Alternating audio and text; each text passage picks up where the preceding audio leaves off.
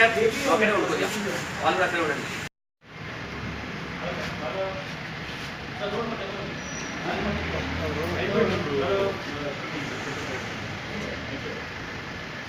Sir अटल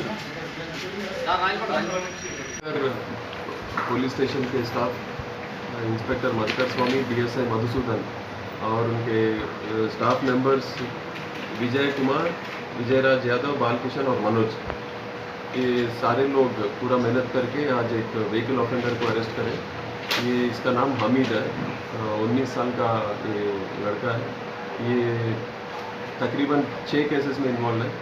आज Habibnagar staff 4 vehicles, जो 3 Habibnagar police station में रजिस्टर हुए और एक बेगम बाज़ार पुलिस स्टेशन में, ये 4 गाड़ियाँ आज रिकवर करके हमीद को आज अरेस्ट करके जुडिशियल कस्टडी को रिमांड कर रहे हैं।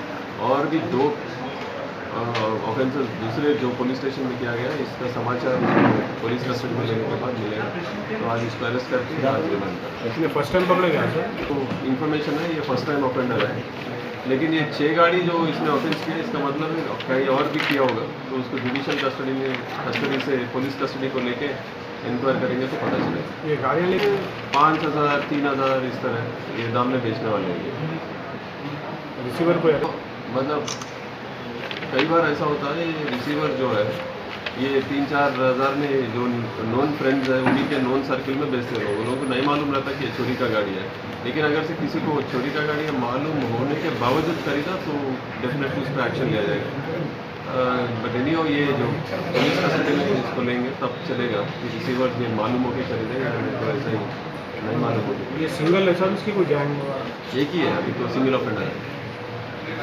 सीसी हेल्पफुल सीसी कैमरा जिस तरह मतलब केसेस को डिटेक्ट कर सकते हो, ये जो गलियों में है, जिधर से आइसोलेटेड एरियाज में, उधर से जब ये चोरी किया जा रहा था, सिर्फ वहाँ पे कोई आई विटनेस नहीं है, लेकिन एक केवल सीसी कैमराज की वजह से ये केस डिटेक्ट हुआ।